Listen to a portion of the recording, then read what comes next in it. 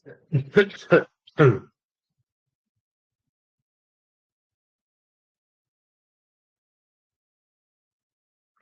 الله.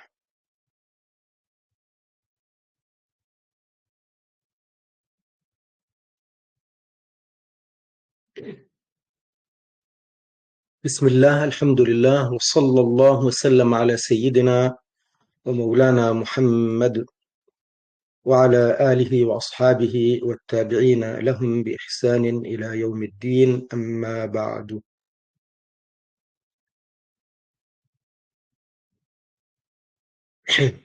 Alors, nous considérons cette fois-ci la suite du cours d'aujourd'hui. C'est toujours dans le chapitre des conditions d'obligation.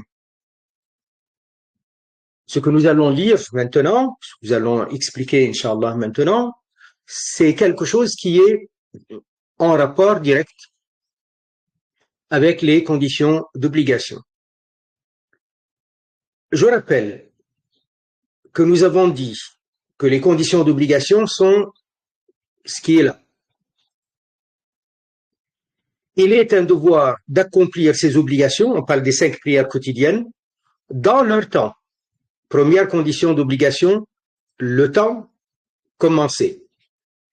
Pour tout musulman, et on avait expliqué pourquoi on a mis le mot musulman ici, pourtant il y a un appel universel, etc.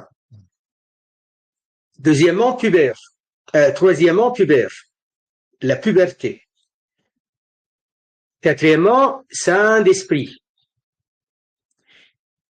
Après, et en dernier, pur, et on avait dit que la pure, le mot pur ici désigne les femmes particulièrement. Donc, autrement dit, quand on n'a pas ces conditions, on n'est pas concerné par l'obligation de la prière. On est dispensé de l'obligation de la prière. Donc, on peut dire aussi, quelqu'un, il n'est pas pubère, il n'est pas mukallaf par la prière.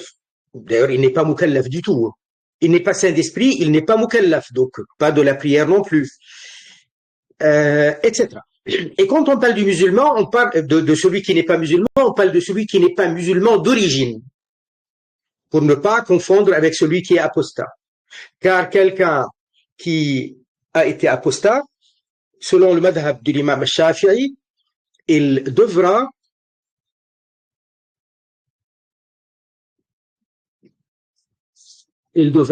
rattraper plus tard la prière. Voilà, quelqu'un, il a apostasié, il est resté dans l'apostasie, on va dire 1 an. Suite à cela, alhamdulillah, il est revenu à l'islam. Donc, les prières manquées tout le long de l'année, il doit les rattraper. Alors, quand on dit manquer, forcément manquer. Parce que même si il pensait les avoir accomplis parce qu'il faisait, soi-disant, la prière, ça n'était pas valable. Et je dis, ça c'est selon Ash-Shafi'i, parce que ce n'est pas un sujet d'unanimité. D'après les Malikiya ou les Hanafiya, il n'est pas appelé à les rattraper. En tout cas, pas dans toutes les situations. Il y a des détails qui changent d'après les Malikiya par rapport à celui qui est apostat. C'est-à-dire, il y a des fois où on lui exige de les rattraper. Mais d'une manière générale, non. Donc, je reviens. Donc, voilà quelqu'un qui est kafir d'origine. Et j'ai dit, je précise kafir d'origine pour ne pas confondre avec l'apostat, parce que l'apostat doit rattraper les prières qui étaient durant la période de l'apostasie.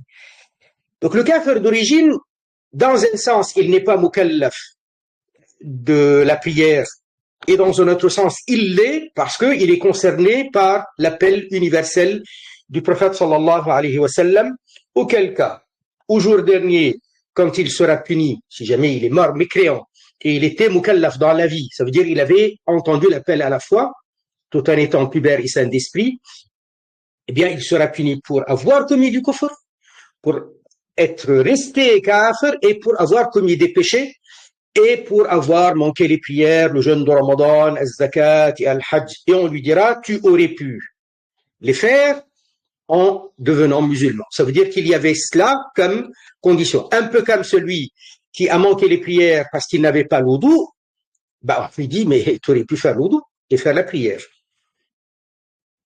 En tout cas, le kafir d'origine, dans un sens, il n'est pas mukallaf parce que il n'est pas concerné par le rattrapage une fois qu'il se convertit à l'islam. Ouais. Etc. Donc, la femme qui a ses menstrues ou c'est le chi, haïd ou nifas, elle n'est pas mukallaf de la prière et elle n'a pas à rattraper ses prières. Celui qui a été donc dans le coma, dans l'évanouissement ou dans une crise de folie, voilà, il n'a pas la santé mentale, il n'a pas sa connaissance, il n'est pas concerné par la prière, il n'est pas mukallaf de la prière pendant la période. Seulement, il y a, comment dire, il y a des limites du début et des limites de fin par rapport à ces dispenses. Et c'est ce que nous allons voir, Inch'Allah.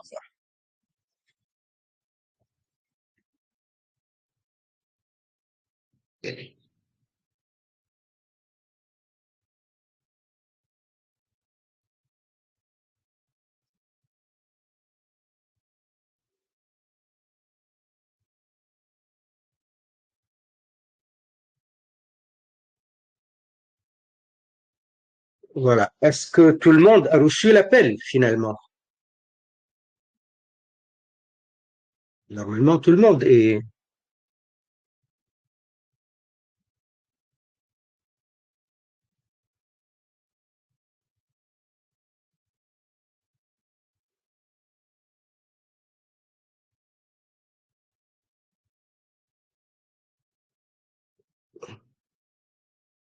Comment se fait-il? Lorsque on fait l'appel, l'appel ne se fait pas automatiquement?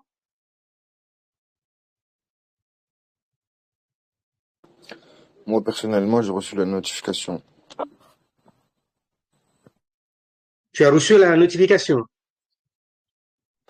Oui. Voilà, avec.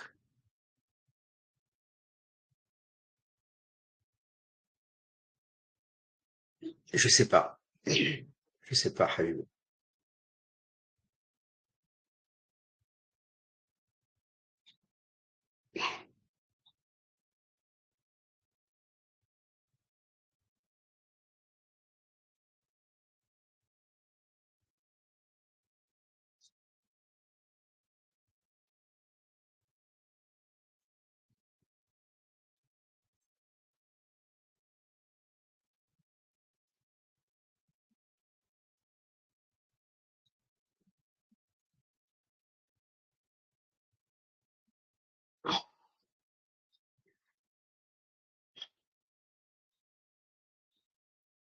Alors,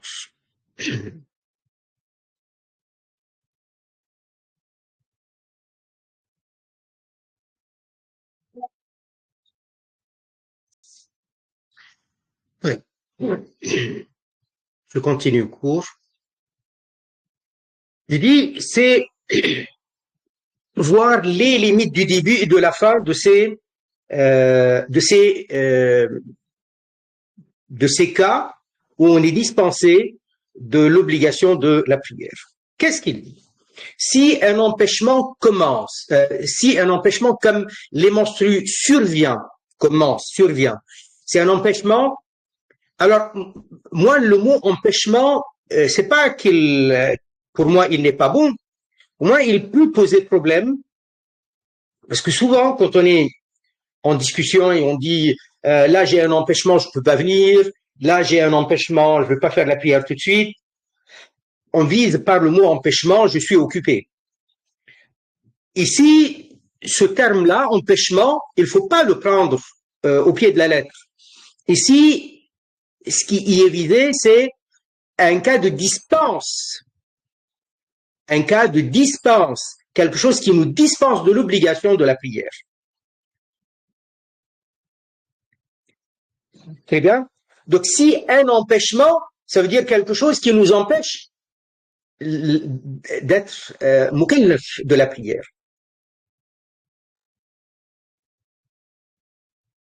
J'aurais pu dire la phrase comme ça: si un cas de dispense de l'obligation de la prière, comme les menstrues, parce que ça dispense effectivement d'être mukallaf de la prière, survient. Alors, à partir du moment où il survient, la femme, elle entre dans une période où elle n'est pas mukallafa de la prière. Jusque-là, on est d'accord. Mais il faut regarder à quel moment c'est survenu. À quel moment c'est survenu. Parce que quand ça survient, peut-être que c'est survenu pendant l'heure de la prière. Donc, un instant avant, elle était mukallafa de la prière. Très bien. Ça arrive à 15 heures, donc 15 heures moins quelque chose, elle n'avait pas encore cette dispense, donc elle était concernée par la prière. C'est ça qu'il faut voir. Quand une dispense de l'obligation de la prière, comme les menstrues, survient, alors qu'il s'est écoulé du temps de la prière un temps suffisant pour l'accomplir, plus un temps suffisant pour la purification dans le cas de l'incontinent ou quelqu'un de cet ordre, cette prière devra être rattrapée. Autrement dit, les menstrues, les lochis, le coma, l'évanouissement, une crise de folie, tout ça, c'est des dispenses qui peuvent survenir. La même chose pour les menstrues, je peux la dire pour quelqu'un qui s'évanouit. Je peux dire, si une dispense de l'obligation de la prière, comme une crise de folie, comme un évanouissement, comme le coma, survient alors qu'il s'est écoulé du temps de la prière un temps suffisant, il s'est écoulé de l'intervalle, du temps de la prière, un moment suffisant, ou un temps suffisant, pourquoi pas, pour l'accomplir. Là, on ne parle pas de l'incontinent. Quelqu'un qui n'a pas d'incontinence, eh bien, il devra rattraper. Combien de temps il me faut pour faire salat al-dhuhr? On va dire autour de 4 minutes. Si on fait vite, on peut la faire en 4 minutes. Entre 4 et 5 minutes, on fait al-dhuhr. L'heure du dhuhr commence à, on va dire, 14h moins 10. Eh bien, il y a eu la distance de l'obligation à 14 heures. Donc, il y a eu 10 minutes. 14 heures moins 5. Le temps de la prière a commencé à moins 10. 5 minutes, la prière aurait été faite. Ça, c'est au cas où quelqu'un, il était depuis avant le temps de la prière prêt. Il a son wudu, il est habillé. À peine le temps de la prière a commencé, il peut commencer. Il peut faire la prière directement et il aurait pu faire la prière avant que la dispense ne survienne. Donc on calcule, étant donné qu'il pouvait physiquement, matériellement le faire, il devra beaucoup plus tard rattraper. Il n'a pas commis de péché parce qu'il avait le temps pour faire la prière. Il n'est pas obligé de la faire au premier instant. Il peut la faire 30 minutes après. Il a le temps. C'est le dhuhr. On a le temps jusqu'au asr. Donc cette prière, parce que au moment où c'est survenu après l'écoulement d'un temps suffisant pour pouvoir l'accomplir. C'est-à-dire les 10 ou les 5 minutes avant, il était concerné par l'obligation. C'est pourquoi il devra rattraper. Puis après, il dit, entre les virgules, plus un temps suffisant pour la purification dans le cas de l'incontinent. C'est un cas à part. Ça, c'est le cas de l'incontinent. L'incontinent, lui, c'est qui? L'incontinence en soi, ce n'est pas une dispense de l'obligation de la prière. L'incontinence, c'est lorsque quelqu'un, il a une fuite urinaire, mais incontrôlée, et ça vient régulièrement. Ça veut dire, tout le long, ou presque, ou la plupart du temps de la prière, il a une fuite urinaire. C'est ça l'incontinent. L'incontinent, c'est celui qui a une fuite urinaire incontrôlée qui perdure plus de la moitié, une grande partie donc, ou plus de la moitié du temps de la prière. Et d'après certains ulama, c'est presque tout le temps. Ça veut dire du début à la fin.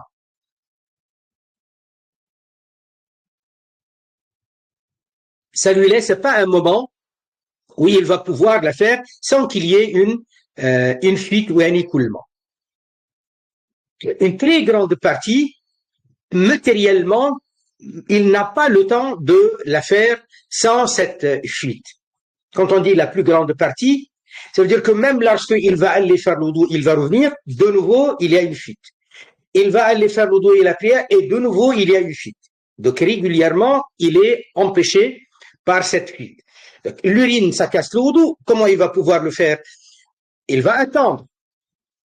Et au moment où il pense que c'est fini, il va refaire l'oudou et il trouve que ça recommence. Et c'est ainsi jusqu'à la fin du temps de la prière. On considère que celui-là est incontinent. Celui qui souffre d'incontinence, après, pour les prières suivantes, c'est toujours la même chose. Alors, qu'est-ce qu'il fait? Il doit toujours la prière, mais il a un cas de dispense. On considère qu'il doit, au début, enfin, dans le temps de la prière, pas forcément au début, dans le temps de la prière, une fois que le temps de la prière a commencé, il doit recommencer la toilette intime, la protection, il met un genre de linge, par exemple, papier, ou ce qu'il peut pour se protéger, et il fait al-wudu, pas dans l'intention de la purification, parce que il n'est pas purifié, mais c'est quelque chose qui lui permet, qui lui tolère, dans l'intention de se permettre d'accomplir l'obligation de la prière. Donc, al-wudu, dans l'intention d'accomplir l'obligation de la prière. C'est un cas de tolérance. Et il va faire la prière, malgré la fuite. Étant donné que c'est son cas, même si ça dure des années, il a toujours l'incontinence. Et donc, il doit recommencer dans le temps de la prière régulièrement, comme ça. Alors, on imagine quelqu'un qui est incontinent. Et il a des moments dans le temps de la prière de répit. Même si c'est un temps de répit, il sait très bien qu'il est incontinent. Donc, il va procéder toujours de la même manière. Toujours, il ne peut avoir son wudu avec cette intention particulière qu'une fois que le temps de la prière a commencé. Voilà quelqu'un qui est incontinent. Il a fait salat al-zuhr dans son temps. Très bien. Ou on va dire, il a fait salat al-zuhr vers la fin de son temps. On va dire, par exemple, aujourd'hui, à l'asr, il est à 18h moins 15. À 18 moins 15, c'est l'asr, il a commencé. Lui, il a fait al-zuhr à 18, on va dire 30. À 18h, pas 18h30, qu'est-ce que je raconte? À 17h30. C'est-à-dire un petit peu avant la fin du temps d'Oudou. 17h30, il a fait al-zuhr. Une fois qu'il a dit as-salam, c'était un temps de répit. Il n'y avait pas de fuite à ce moment-là. Mais lui, il est incontinent. Donc, si ça n'a pas eu lieu à l'instant, ça va venir à n'importe quel instant. Mais, pour son cas particulier, en l'occurrence, il n'y avait pas de fuite. Il n'y a pas eu d'écoulement. Jusqu'à ce que l'heure de l'asr commence. L'heure de l'asr a commencé à 17h50, voilà, 17h45, ça a commencé, et jusque-là, il n'y a pas eu de fuite, il n'y a pas eu d'écoulement. L'heure de l'asr a commencé, c'est engagé, et il n'y a pas d'écoulement. Il peut pas commencer, il peut pas faire l'asr sans recommencer ce qu'on vient de dire. Ça veut dire de nouveau, il va faire sa toilette intime. S'il y a une najasa, il change les langes et ou la protection. Sinon, il peut garder et il recommence à l'oudou dans l'intention de permettre l'accomplissement de la prière obligatoire. Donc, ce temps-là, il doit être additionné finalement. C'est tout simplement par rapport à quelqu'un qui souffre d'incontinence. Alors, il dit quelque chose du même genre. Qu'est-ce qui est du même genre que l'incontinence? Parce que le mot incontinence, on l'utilise pour l'incontinence par rapport à la fuite urinaire.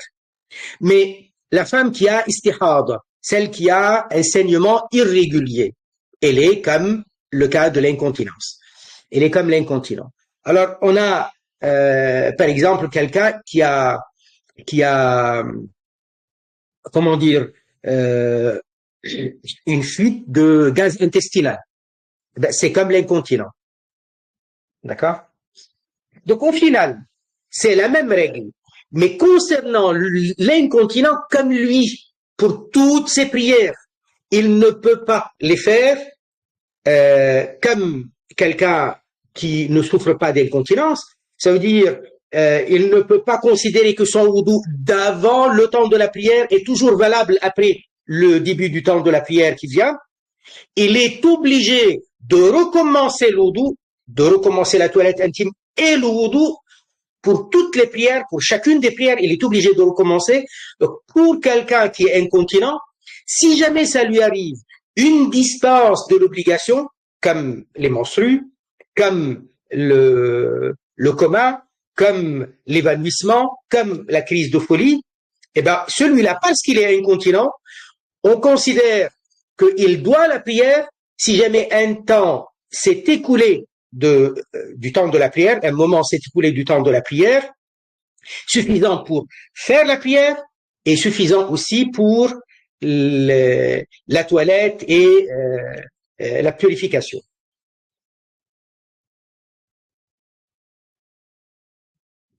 La purification généralement.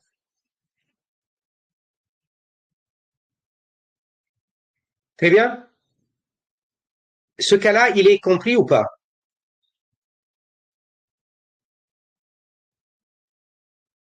Oui.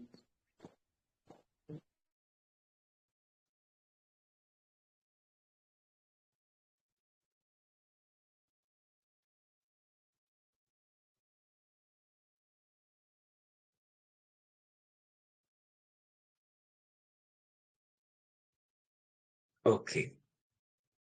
Donc, pas de question là-dessus.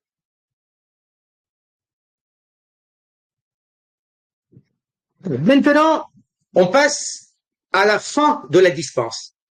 Si l'empêchement s'achève alors qu'il reste encore du temps de la prière, je reviens à dire que le mot empêchement ici, on peut le remplacer par dispense de l'obligation de la prière. Si un cas de dispense de l'obligation de la prière s'achève, ça veut dire quoi, s'achever? Par rapport à quoi? C'est quoi les exemples de dispenses où ça va s'achever? Les menstrues, ça s'achève, le chi, la période d'avant la puberté, la période d'avant la conversion à l'islam pour quelqu'un qui était kafir d'origine. Tout, finalement, entre dedans. Les menstrues, on peut donner cet exemple pour que, lorsqu'on parle de la dispense qui survient. Les lochis, quand la dispense, ça survient. La crise de folie, quand ça survient. Le coma ou l'évanouissement, quand ça survient. Mais on peut pas parler de la puberté qui survient, enfin de l'avant-puberté qui survient, ou l'avant-conversion qui survient. Par contre, quand un empêchement s'achève, ça veut dire quand une dispense de l'obligation de la prière s'achève, là on donne tous les contre-conditions, le contraire des conditions de l'obligation. Ça veut dire être musulman, être pubère, ça veut dire quand l'avant-puberté s'est achevée. Donc, il y a eu la puberté. Une personne a eu sa puberté pendant le temps de la prière. Donc, avant, il n'était pas concerné, et là, il est devenu concerné. Si une dispense de l'obligation s'achève, alors qu'il reste encore du temps de la prière, la durée d'une takbira, rien que pour dire Allahu Akbar, eh bien, la prière devra être accomplie ainsi que celle qui la précède si les deux prières se rassemblent. Lesquelles les prières qui se rassemblent? On en a seulement Zuhr avec Al-Asr et le Maghrib avec Al-Isha. C'est ça les prières qui se rassemblent. Sachant cela, par conséquent, il est un devoir d'accomplir la prière du Asr avec Al-Zuhr. Donc on doit Zuhr aussi, si la dispense, au lieu du mot empêchement, si la dispense s'achève alors qu'il reste la durée d'une takbira avant le coucher du soleil. Une takbira avant le coucher du soleil, ça veut dire quoi? Le temps de l'Asr. Ça veut dire on est devenu mukallaf pendant qu'il est encore temps de la prière de l'Asr. Donc on doit à l'Asr. On ne peut pas la faire tout de suite, eh bien on la rattrape. Comme on la doit, également on doit celle qui se rassemble avec, si jamais c'est un cas qui permet le rassemblement, le regroupement, qui est Al-Dhuhr qui est avant. Et la même chose, et la prière du Isha avec la prière de Maghrib, c'est la fin de l'empêchement, c'est la fin de la dispense, elle précède l'aube véritable de la durée d'une takbira.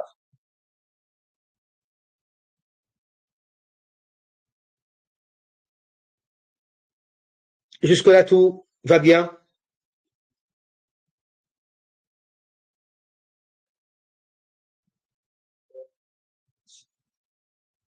Ah ben, alhamdulillah.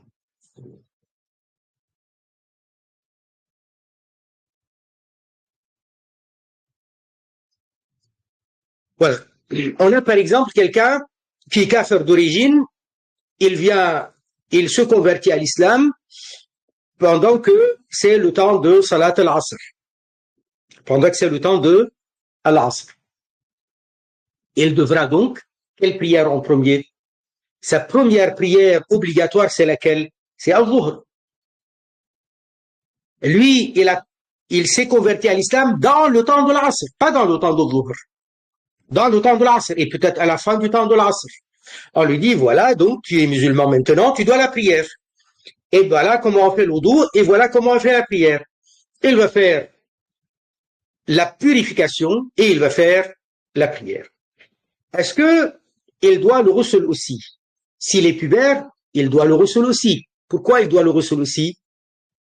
Parce que s'il est pubère, pas pour la conversion à l'islam, parce que s'il est pubère, donc il a eu forcément donc un mani ou des choses qui nécessitent le ghusl. Si c'est une femme, elle a eu donc ses règles au moins une fois. Voilà. Et il y a eu aussi au moins une fois le mani qui est sorti. À partir de quoi on sait que la personne est arrivée à la puberté. Donc, si cette personne s'est douchée après, c'est pas compté comme un ghusl, parce que pour les conditions de validité de le ghusl, il faut être musulman. Et la personne n'était pas musulmane. Donc on lui dit de faire al-ghusl et de faire la prière al-dhuhr et al-asr. Est-ce que c'est clair?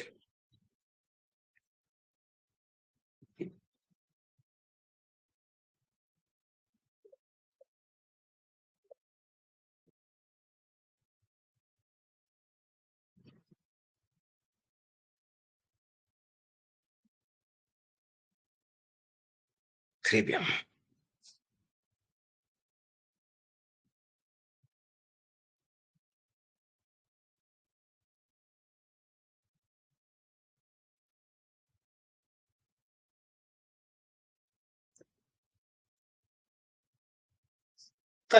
On passe maintenant au chapitre d'après.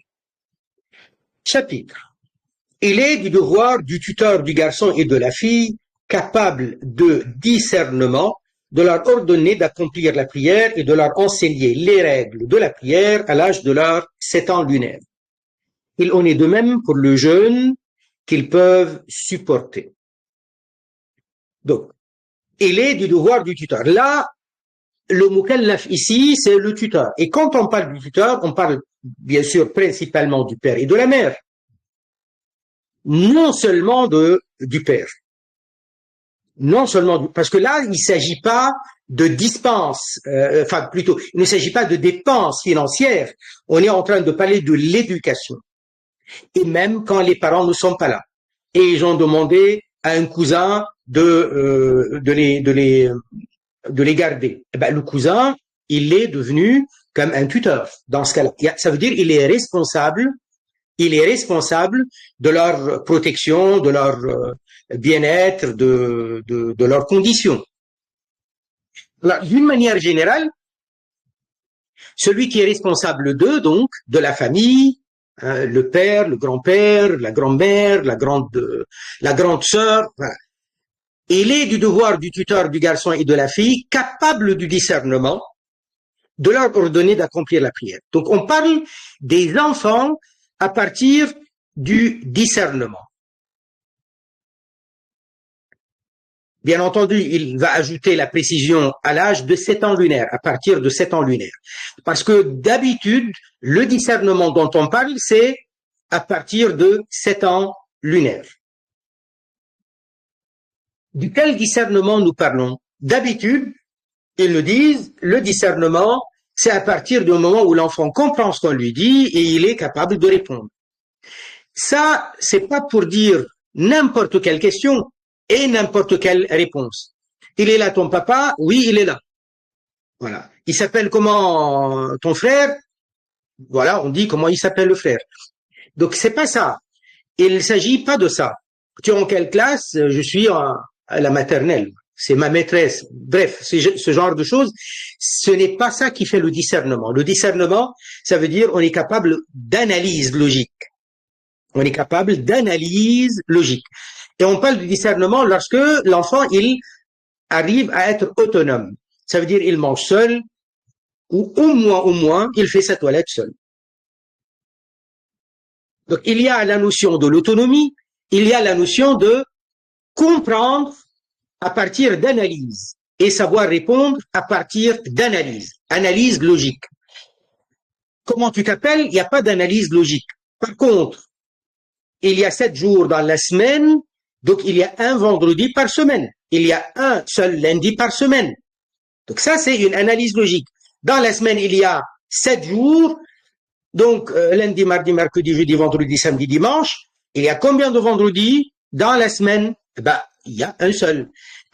Si aujourd'hui c'est jeudi, hier c'était quoi? Donc il est capable de faire cette analyse. Il ne va pas s'embrouiller avec ce genre de choses. Donc il a besoin d'une analyse pour répondre et l'analyse, il arrive à la faire. Donc il est arrivé à ce qu'on appelle le discernement. Ce genre de questions. Il est capable du discernement. Alors peut-être qu'il a le discernement à partir de 6 ans, 5 ans lunaires. Et on commence à lui apprendre la prière, il n'y a pas de problème. Mais le tuteur, il est obligé, il a l'obligation d'enseigner la prière à partir de 7 ans lunaires et avec le discernement. Donc il y a les deux. Et on est de même pour le jeûne qu'ils peuvent supporter. Parce que le jeûne, on voit bien qu'il y a une affaire de retenue, une affaire physique, où il y a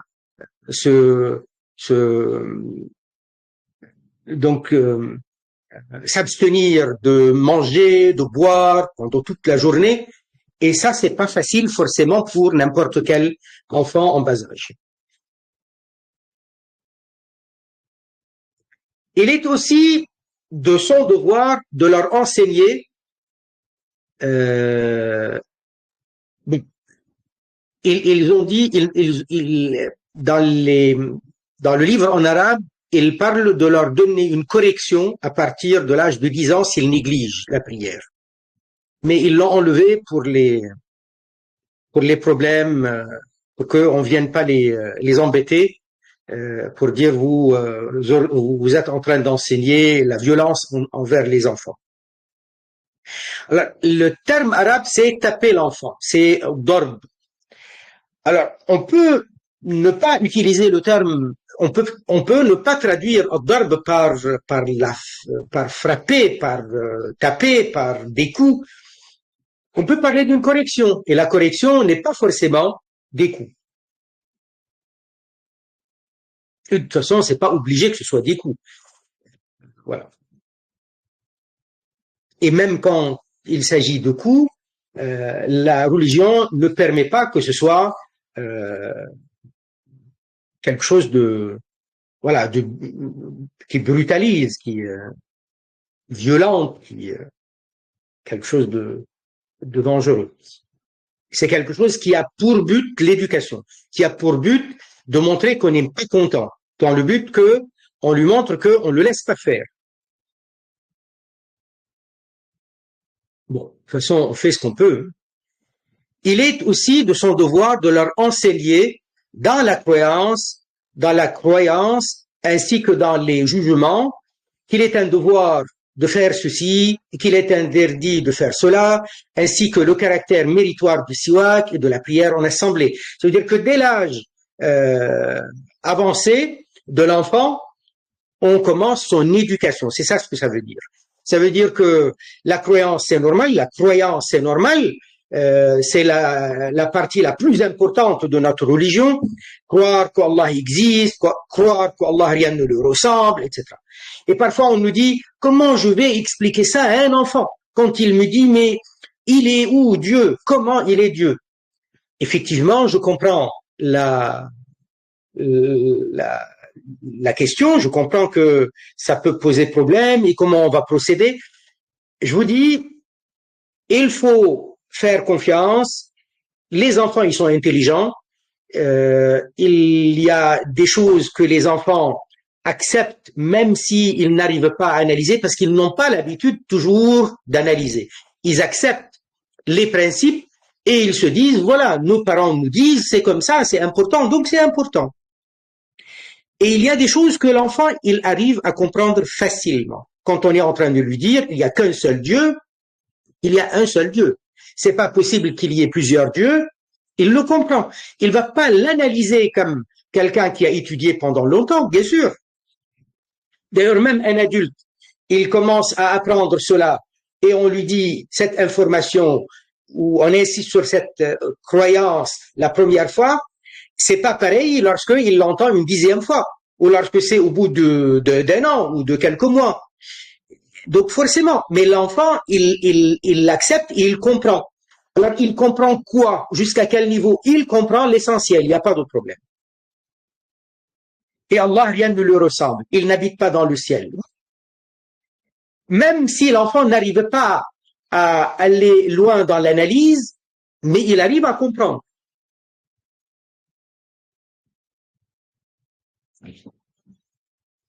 Bien sûr, nous n'allons pas l'embrouiller avec des mots difficiles. On va lui dire des mots simples. Mais des gens qui disent je ne sais pas, tu comprendras plus tard, ça c'est mauvais, c'est pas bon, c'est pas comme ça qu'il faut faire. On répond et on répond d'une manière simple, d'une manière à ne pas lui mettre le stress en lui ou à ne pas lui faire peur, etc. Donc ça, c'est par rapport à la croyance, mais les jugements, halal, haram, le mensonge est haram, le vol est haram, tu vas pas taper les autres, tu vas pas leur piquer le goûter, prendre ce qui appartient aux autres, c'est haram. Bien entendu, on va pas lui dire, toi, tu auras commis un péché à cause de quoi tu iras peut-être en enfer. Ça, on va pas le dire, parce que l'enfant, c'est pas compté contre lui comme un péché et ça ne risque pas de l'amener en enfer l'acte lui-même. Mais on va lui dire, ça c'est haram dans notre religion. Lorsque quelqu'un, il le commet, même quand il est enfant, il va s'habituer à ça, il va devenir voleur plus tard peut-être. Donc il faut qu'il commence très tôt la bonne éducation. Donc pas le mot « tu auras commis un péché, tu auras mérité l'enfer », absolument pas. Un enfant, il n'est pas encore mukallaf. Mais on va lui apprendre que c'est haram dans notre religion. Ce n'est pas lorsque je lui dis « attention, ne mens pas, le mensonge est haram ». Il n'y a pas de problème, le mensonge est haram. Ça ne va pas changer, ça ne dénature pas le jugement. Seulement lui, en commettant cela, lui, il n'aura pas mérité l'enfer pour ça. Mais ça peut arriver, si jamais il continue ainsi, jusqu'à ce qu'il s'y habitue, et après ça devient très simple pour lui à l'âge de la puberté et au-delà.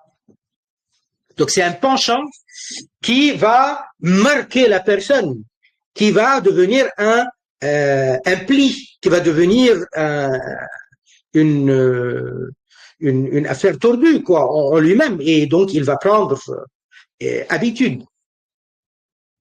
Voilà. Attention à ce qu'on dit, tout simplement. On va lui apprendre les jugements, qu'il est un devoir de faire ceci, la prière est obligatoire, par exemple. Nous, les musulmans, nous devons faire comme si, nous devons faire comme ça, nous devons donner des zakat. Voilà ce qu'on peut lui dire, et qu'il est interdit de faire cela, ainsi que le caractère méritoire de siwak. C'est pourquoi aussi l'enfant, on l'habitue, on lui met une chachia sur la tête, on lui achète un qamis, on l'amène avec nous à la prière en assemblée, on lui montre comment ça fonctionne dans la mosquée, etc. Et ça fait partie de l'éducation. Siwak n'est pas obligatoire, mais on est en train de l'éduquer. Chachia sur la tête n'est pas obligatoire, mais on est en train de l'éduquer. Il est du devoir de tout musulman d'ordonner à sa famille d'accomplir la prière ainsi qu'à toute autre personne s'il en est capable. D'abord la famille. Et le mot al-ahl, qui est utilisé dans le Mukhtasar, on l'utilise au sens de la famille large. On l'utilise au sens de la famille large et on l'utilise particulièrement, parfois, dans le sens de l'épouse. Dans le sens de l'épouse. Mais bon, la règle ici ne parle pas du mari avec son épouse. Donc, le cheikh, quand il a dit il ne vise pas l'épouse seulement. Il veut dire l'épouse et le reste de la famille. Mais parfois, dans certains textes, quand on dit al-ahl, on sous-entend l'épouse. Dans certains contextes, c'est comme ça. Au sens large du terme, ça veut dire on est une fratrie, le grand frère, il le dit à ses autres frères, ou le jeune frère, peu importe, le grand ou pas le grand. Et on est en train de s'amuser et il y a les cousins, et ben on le dit aux cousins et aux cousines. Donc il est du devoir de tout musulman d'ordonner à sa famille d'accomplir la prière. Là, le mot famille prend son sens principalement lorsque c'est le père, la mère, le grand-père, la grand-mère, voilà, les grands etc. Mais aussi aux autres, les cousins, les amis, etc. Si on peut, si on en est capable. Ça veut dire quoi être capable? Ça veut dire lorsque je suis en train de le dire, je ne déclenche pas un problème plus grave encore. Lorsque je vais dire à quelqu'un, pourquoi tu fais pas la prière? Viens, on fait la prière. Il va se bagarrer avec nous. Bah, à ce moment-là, non, je vais pas lui dire pourquoi on va se bagarrer. Lorsque je pense que mon intervention va être bénéfique, ça va apporter quelque chose, eh bien, j'y vais. Je dois y aller. Je dois ordonner le bien et blâmer le mal. Ça veut dire, je n'ai pas le droit de laisser faire le haram, de laisser faire la négligence. Je n'ai pas le droit. Mais il y a des situations qui m'obligent à ne pas le faire. Il ne faut pas que mon intervention provoque davantage de haram. Donc, la personne ne fait pas la prière. Et en plus de cela, il va y avoir une bagarre. Donc, ni j'ai corrigé, je n'ai pas corrigé, et en plus, j'ai contribué à ce que un problème se déclenche. Maintenant, si je pense que ça ne déclenchera rien du tout, donc il n'y aura pas de cumul de péchés et de haram. Seulement, mon intervention, je sais très bien que ça ne sert à rien. Voilà, il s'agit par exemple de mon frère, et mon frère, il n'écoute jamais. Et je sais très bien qu'il ne va pas écouter. Dans ce cas-là, je ne suis pas obligé de le lui dire, parce que je l'ai dit une fois, je l'ai dit 10 fois, et ça y est, c'est fini, je ne veux plus lui dire. Dans la situation où je vois que il n'a pas changé, il n'est pas encore prêt, mais parfois on sent qu'il y a un changement. Dans ce cas-là, je dois recommencer, parce que je pense que ça va être utile.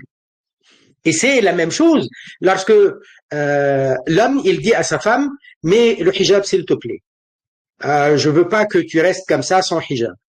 Et elle lui dit, bon, écoute, je me sens pas prête maintenant, etc., etc. Et ils viennent pour sortir ensemble. C'est lui qui va conduire la voiture, c'est lui qui prend le devant. Ils partent ensemble. On ne considère pas qu'il a commis un péché parce que il a déjà fait ce qu'il devait faire et tant qu'il voit que les choses ne changent pas, il va pas forcément le lui dire tout le temps, tout le temps, tout le temps.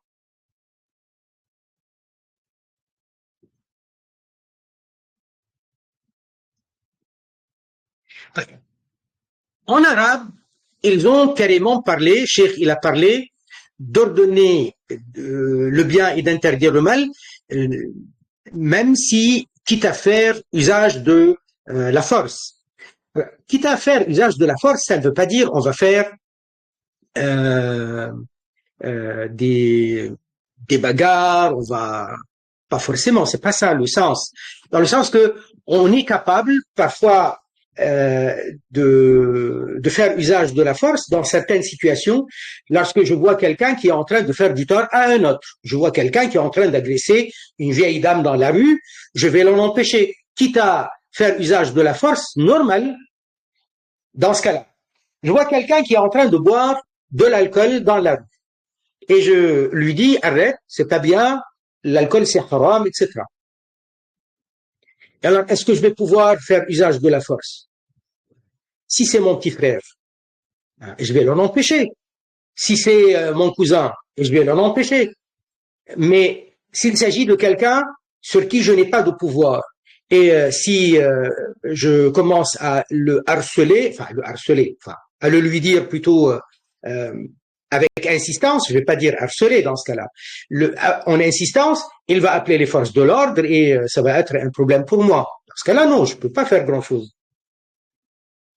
Donc, on est en train de parler de situation. Il faut que on soit logique avec nous-mêmes et on voit de quoi on est capable, de ce qu'on peut faire dans la situation où on se trouve et dans quel environnement on est. Voilà.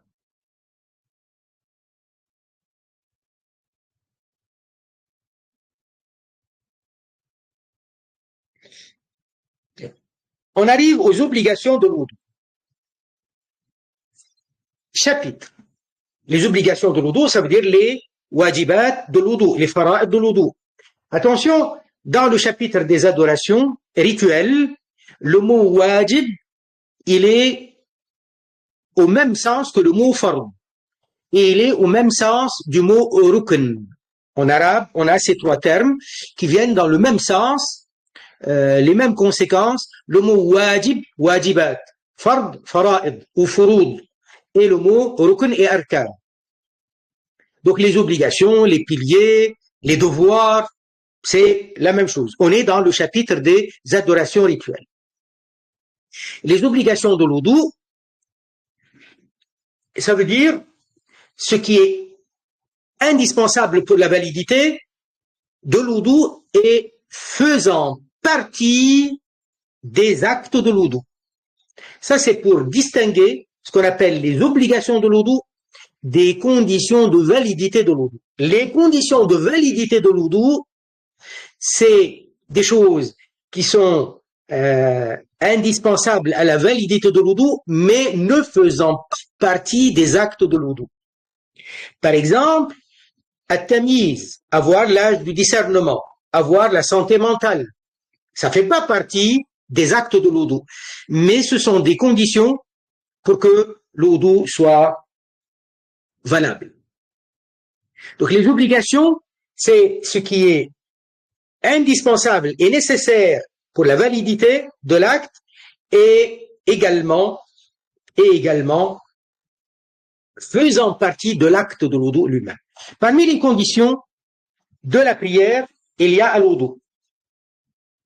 La prière, il y a la prière, l'acte de la prière, avec les piliers de la prière, et il y a des conditions de validité ne faisant pas partie de la prière.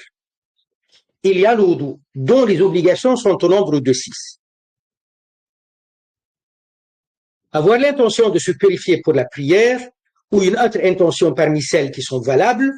Alors, les autres intentions valables, c'est par exemple l'intention de l'wudu, l'intention des obligations de l'wudu. Ça, c'est des conditions valables, des intentions valables. Lors du lavage du visage, c'est-à-dire simultanément avec le début du lavage du visage selon Ash-Shafi'i. L'intention est suffisante si elle a lieu peu de temps avant le lavage du visage selon Malik. Alors, quelqu'un, il a commencé son wudu et il a commencé avec les sunnas. Donc, on ne va pas faire un wudu sans les sunnas quand même. La sunna, d'abord, c'est de se laver les mains 3 fois. Et en se lavant les mains, il vient pour se laver les mains, c'est là qu'il va dire Bismillah. Et ça, c'est une sunna qui est très importante. Sans quoi, on risque de ne pas avoir de thawab, de récompense dans notre wudu. Ensuite, on a l'usage de on a l'usage de siwak et on a le rinçage de la bouche 3 fois et on a le rinçage des narines par 3 fois avec istinshaq et istinthar. Istinshaq, ça veut dire on aspire l'eau dans les narines avec en utilisant la main droite, et l'istinthar, ça veut dire en rejetant l'eau avec la main gauche. Tout ça, c'est des sunnah. Et c'est après cela qu'on arrive au visage. Si j'ai commencé depuis le début, et depuis le début, j'ai l'intention de l'wudu, et j'enchaîne avec le lavage du visage sans repenser au wudu. Selon Malik et selon Abu Hanifa, de toute façon, selon Abu Hanifa, l'intention n'est pas une obligation. Donc c'est valable. Mais d'après l'imam Ash-Shafi'i, même si j'avais commencé avant, au moment où j'arrive au visage, je dois avoir l'intention. Ça veut dire quoi avoir l'intention? L'intention, ce n'est pas une phrase particulière, ce n'est pas une formule précise, c'est un état d'esprit. L'intention, c'est un état d'esprit. Là, par exemple, je me lève, je veux aller faire un café, j'ai pas besoin de dire j'ai l'intention d'aller faire un café. Je veux sortir pour aller à la mosquée. Je n'ai pas à dire une phrase dans ma tête, j'ai l'intention d'ouvrir la porte et puis après de prendre le vélo ou la voiture pour aller à la mosquée. C'est un état d'esprit, on sait, ça veut dire notre conscience. Donc on rafraîchit notre conscience, c'est ça l'intention. Lorsque quelqu'un, il pense à une phrase qu'il doit dire, une phrase particulière, alors lorsqu'il se concentre sur la phrase, il oublie ce qu'il est en train de faire comme geste. Ou quand il est en train de se concentrer sur le geste, il n'arrive pas à se concentrer sur la phrase. Ça, c'est parce qu'il pense que l'intention est une phrase. Il ne s'agit pas d'une phrase, c'est un état d'esprit. De la même manière que lorsque je me lève, je sais que je vais me lever, je me lève, c'est un état d'esprit. C'est ça l'intention. L'intention est suffisante si elle a lieu donc avant le lavage du visage selon l'imam Malik. Deuxième, laver le visage en entier de la limite habituelle du cuir chevelu jusqu'au menton et d'une oreille à l'autre. Pilosité et peau, à l'exception de l'intérieur de la barbe de l'homme et des favoris s'ils sont épais. Pourquoi il a parlé de la barbe et des favoris? En arabe, on dit al-lihya et les aridayn. Al-lihya, c'est ce qui pousse sur ce qu'on appelle lihya, et ce qu'on appelle barbe aussi. Bon, le mot barbe en français, ça va plus loin. Le tout, on l'appelle barbe. Mais en arabe, al-lihya, c'est ce qui pousse sur le bas donc de notre mâchoire. Et voilà, le bas est sur les rebords de notre mâchoire. Et al-aridayn, c'est ce qui pousse sur les joues. C'est ce qui pousse sur les joues. C'est pourquoi il a ajouté des favoris s'ils sont épais. S'ils sont épais, ça veut dire ça laisse pas entrevoir la peau. Voilà. On veut considérer donc le visage comme ovale. Et donc, ce qui est voilà. Donc, ovale, ça veut dire ce qui est à l'intérieur de cette image de cette image, enfin de cette figure ovale, ce qui est à l'intérieur du côté visage doit être lavé. Laver les mains et les avant-bras, coudes compris, ainsi que ce qu'il y a dessus. Qu'est-ce qu'il y a dessus? C'est les poils qui sont dessus. Qu'est-ce qu'il y a dessus? Il peut y avoir un doigt de plus. Voilà. Passer la main mouillée sur la tête ou une partie de la tête, ne serait-ce qu'un cheveu, dans la limite du crâne. Je déconseille à quiconque de faire seulement un cheveu. Ne faites pas comme ça. D'après l'imam Malik, c'est pas valable. Il faut que ce soit toute la tête. D'après l'imam Abu Hanifa, c'est pas valable. C'est au moins le quart de la tête. Et d'ailleurs, c'est la sunna de faire toute la tête. Voilà. Et d'après l'imam Ash-Shafi'i, il est sunna de le faire 3 fois. Comme partout, tous les actes, c'est 3 fois. Là aussi, c'est 3 fois. Donc, on commence par mouiller les mains, de croiser les doigts et de poser donc les pouces sur les tempes et d'aller du haut du crâne jusqu'à la nuque et de revenir et encore de repartir vers la nuque. Ça fait 3 fois. Et en faisant ces 3 fois, on va toucher les oreilles d'ailleurs, parce qu'on a mis les pouces sur les tempes. Très bien. Je connais des gens qui me disent, moi ça fait 30 ans, ou ça fait je ne sais combien d'années, 40 ans, quand je fais mon wudu, je ne fais que les 6, strictement les 6. Et même pas toute la tête, seulement je mouille un doigt et je le pose sur le haut du crâne, enfin le milieu du crâne. Après celui-là, il vient se plaindre, il dit quand j'ai fait le hajj, mon wudu plusieurs fois il a été cassé parce que j'ai touché une femme. Ou une femme m'a touché accidentellement. Donc ça coupe le wudu d'après l'imam Ash-Shafi'i. Donc, d'après l'imam Abu Hanifa et d'après l'imam Malik, son wudu n'était pas valable. Comment je me corrige maintenant? Pardi, comment je vais te le corriger, moi?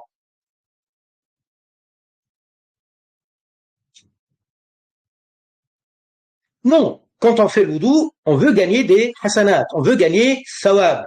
Et puis après, on est appelé régulièrement à faire usage d'une tolérance dans tel ou tel madhab, autre que notre madhab à nous, habituel, à Shafi'i. Donc comment on fait? À ce moment-là, on fait nos wudu, nos purifications avec le tout, avec les fards et les sunnas. Comme ça tombe juste partout. Au lieu d'entendre régulièrement cette même question, moi, j'ai fait ma prière selon Ash-Shafi'i, j'ai fait ma prière selon Malik, j'ai fait mon wudu d'après Malik.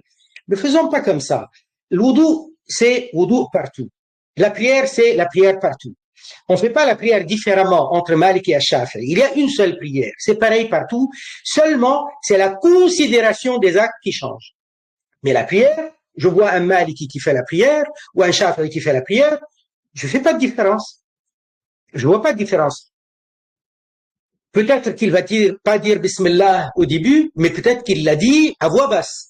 Et d'ailleurs, beaucoup de Malikiya, ils disent la Basmala, mais à voix basse.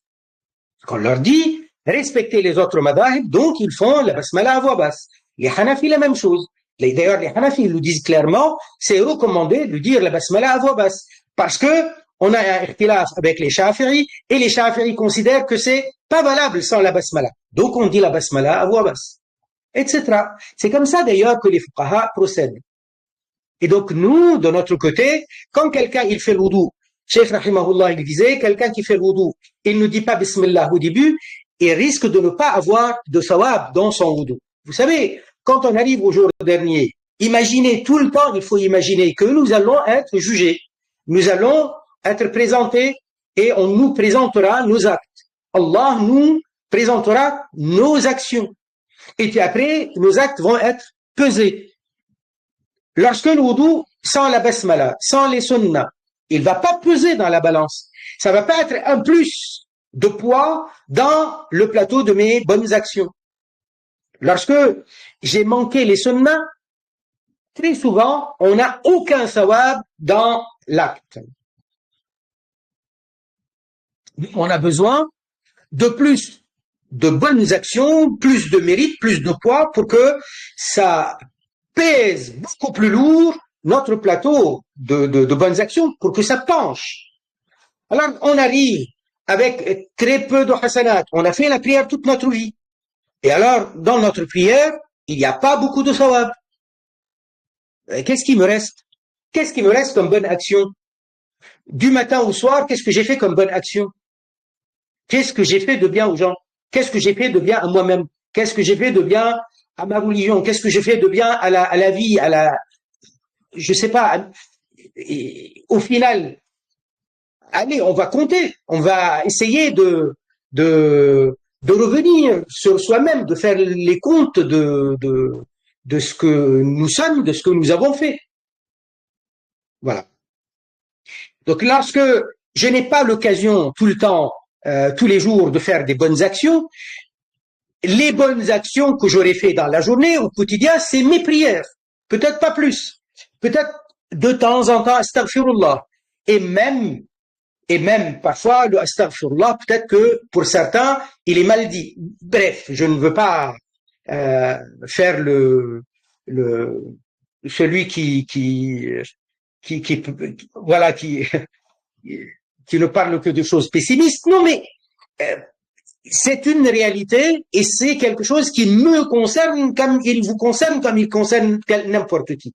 Donc parfois, je me dis, dans la journée, aujourd'hui, je n'ai rien fait qui m'apporte des bonnes actions, à part mon wudu et mes salats et peut-être le dhikr après. Que je fasse en sorte que dans mon wudu, je gagne sawab. Dans ma prière, je gagne sawab, etc. Dans la journée, je n'ai pas révisé le Coran, je n'ai pas fait mon wird, je n'ai pas fait la protection, je n'ai pas appelé la famille pour leur dire salam alaikum, comment vous allez, je n'ai pas fait du bien, je ne suis pas allé à la mosquée, voilà. Etc. Donc, s'il me reste que ça, et ça, je ne l'ai pas fait de façon à gagner le sawab. Je ne dis pas que tout le temps, avec le minimum, on ne gagne pas de sawab. Mais Cheikh, il a dit très souvent comme ça, parce que dans certains hadiths, il est signalé ainsi. Très bien. Donc, laver les mains et les avant-bras, coudes compris, ainsi que ce qui est a dessus, passer la main mouillée. Alors, la main mouillée, ça peut être un chiffon mouillé, ça passe. Très bien. Laver les pieds, chevilles comprises, ou bien passer la main mouillée sur les roufs, si les conditions en ont été remplies. Observez cet ordre-là. Donc, si on veut faire avec les sunnahs, on a dit qu'on commence par se laver les mains 3 fois, et au moment où je commence à me laver les mains, je dis Bismillah. Et il est sunnah que le premier lavage des mains, que je verse l'eau dans ma main. Alors, maintenant, si c'est sous le robinet, c'est versé, il n'y a pas de problème.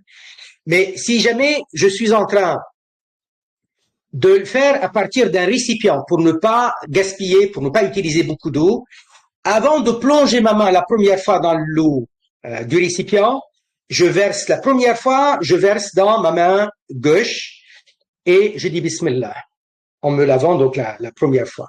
Si je me trouve aux toilettes, là où la salle de bain, il y a les toilettes aussi, dans ce cas-là, qu'est-ce que je fais? Je verse dans ma main gauche, je sors, je dis Bismillah, je rentre et je me lave les mains une fois. Et puis après, pour la deuxième et la troisième fois, je plonge la main à chaque fois. Et j'arrive au visage, donc je le fais 3 fois.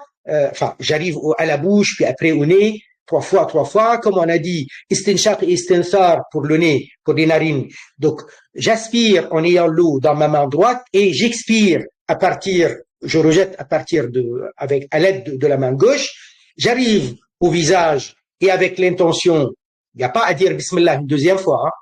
Donc, du haut jusqu'au bas, amplement donc.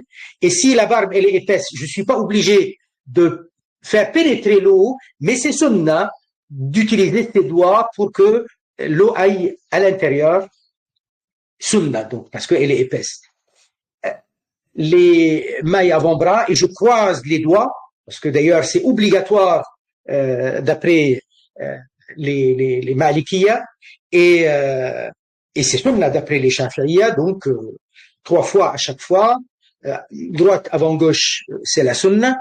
Après, j'arrive à la tête, je replonge mes mains ou je verse sur mes mains et j'enlève l'excédent et je croise les doigts, je pose les mains sur les doigts, les pouces sur les tempes et je fais des allers-retours du haut de la tête jusqu'à la nuque et je reviens vers le haut. Et de nouveau, je redescends. Ça, c'est la sunnah. Ensuite, de nouveau, je prends de l'eau pour les oreilles. Les oreilles, c'est l'intérieur et l'extérieur. Pareil, 3 fois. Et puis après, en fin de compte, les pieds, 3 fois, droite, avant, gauche. Et il est sunnah de passer l'auriculaire entre les orteils.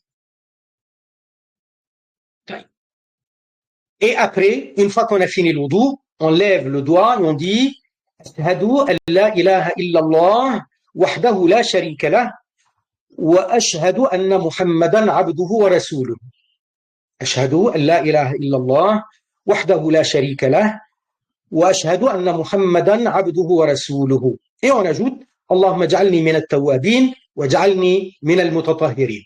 Celui qui dit ça après al-wudu, Rasulullah sallallahu alayhi wa sallam a dit on lui ouvrira les 8 portes du paradis. Ça veut dire, tiens, ça t'est ouvert.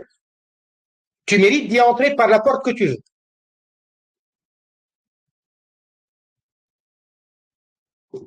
Vous imaginez quelqu'un, il a ça à chaque fois qu'il fait l'oud. Quel bonheur. Et un autre, il l'a jamais. C'est un manque quand même. Très bien. Donc, Inch'Allah, la prochaine fois, on parlera en détail de ce qu'il a dit ici, les mains mouillées sur les khouf, à condition, si les conditions ont été remplies.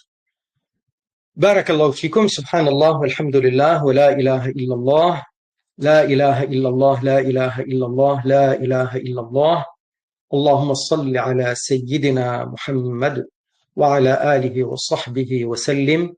رب اغفر للمؤمنين والمؤمنات سبحان ربك رب العزة عما يصفون وسلام على المرسلين والحمد لله رب العالمين بارك الله بكم.